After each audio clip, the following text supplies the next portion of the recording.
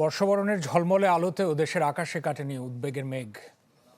নতুন বছর ২০২৬ এলো এক অস্থির রাজনৈতিক বাস্তবতায়। নির্বাচনের আগে শরীফ ওসমান হাদী হত্যাকাণ্ড আইন শৃঙ্খলা পরিস্থিতি নিয়ে নতুন করে ভাবাচ্ছে দেশের মানুষকে। বিশ্লেষকরা বলছেন, গোয়েন্দা নজরদারি জোরদারের পাশাপাশি আইনের কঠোর প্রয়োগ করতে পারলে এবার হতে পারে ভোট উৎসব। আদ্দিন সজীবের রিপোর্টে বিস্তারিত। ক্যামেরায় ছিলেন মোমিনুল ইসলাম মোমিন।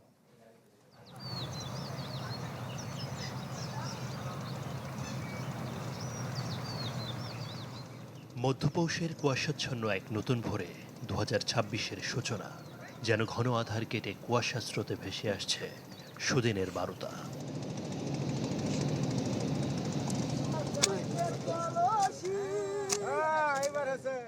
বাংলা পঞ্জিকার মতো খ্রিস্টীয় মাসের গুরুত্ব বেড়েছে গ্রামাঞ্চলে, তবে আনুষ্ঠানিকতার সুযোগ নেই।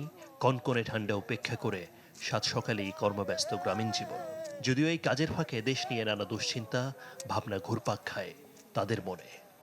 মাইক্রোফোন পালে ভাষণ দিতেছে ঠিকই, কিন্তু বাস্তবে তো সেটা মিল হচ্ছে না। নতুন সরকার গঠন হবে এবং যাই দেশের জন্য ভালো করবে, উন্নয়ন করবে, দেশের কাজ করবে, আমরা সেই রকম সরকার চাই।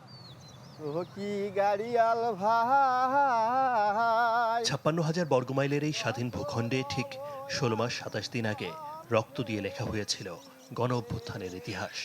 অথচ সেই হাজারো প্রাণের বিনিময়ে জন্ম নেয়া আকাঙ্ক্ষাগুলোর প্রতিচ্ছবি আজও যেন ধোঁয়াশায় ঘেরা। তবে এসব চিন্তা ছাপিয়ে যাচ্ছে ফেব্রুয়ারির জাতীয় সংসদ নির্বাচন। ১.৫ দশকেরও বেশি সময় পর ভোটাধিকার প্রয়োগের তীব্র আকাঙ্ক্ষা যেমন আছে, তেমনি শঙ্কাও দানা বেঁধেছে শরীফ ওসমান হাদীর বিয়োগে। মানুষ কোনো আচার নাই, বিচার নাই, দেশ গোলমাল, ভালো ভালো মানুষগুলো দেশের হারাই যাইতেছে। সরকারি কি করতেছে কোনোটা তো আসলে কিন্তু মানে শান্তিপূর্ণ ভাবে নিরাপত্তা দিতে পারতেছে না। দেশটা শান্তি রাখার জন্য আমরা ভোটটা দেবো, যে খারাইবো তারই ভোটটা দেবো। সুস্থ একটা নির্বাচন চাই, গ্যাঞ্জাম যাতে না থাকে। আর শহরে জীবনে খ্রিস্টীয় বর্ষবরণের বর্ণিল আয়োজন থাকলেও আইনশৃঙ্খলা আর নির্বাচনের খবরেই দৃষ্টি সবার। রাজনীতি সচেতন তরুণ প্রজন্ম যেন সুষ্ঠু ভোটের আশা দেখাচ্ছে দেশকে। অবশ্যই নিরপেক্ষ একটা নির্বাচন চাই, যেখানে অনেক বছর আমরা আসলে ভোটাধিকার প্রয়োগ করতে পারি নাই। এইখানে সামনে একটা ভোটাধিকার প্রয়োগ করার মতো পরিবেশ আমাদেরকে করে দিবে। আমরা আশাবাদী এবার জনগণ সর্বোচ্চ ভোট দেবে এবং তাদের পছন্দ প্রার্থী অনুসারে সবাই ভোট দেবে। অস্থিরতা কাটিয়ে কাঙ্ক্ষিত বাংলাদেশ গড়তে রাজনৈতিক দলগুলোকে কাদা ছোড়াছুড়ি আর পেশি শক্তির পুরনো সংস্কৃতি থেকে বেরিয়ে আসার জোরালো আহ্বান বিশ্লেষকদের। সবাই ভোট দেওয়ার জন্য উন্মুখ। সবচেয়ে বড় কথা যে আমাদের ৪ কোটির মতো ৪ কোটির উপর ইয়াং, তারাই ডিটারমিন করবে যে কারা জিতবে।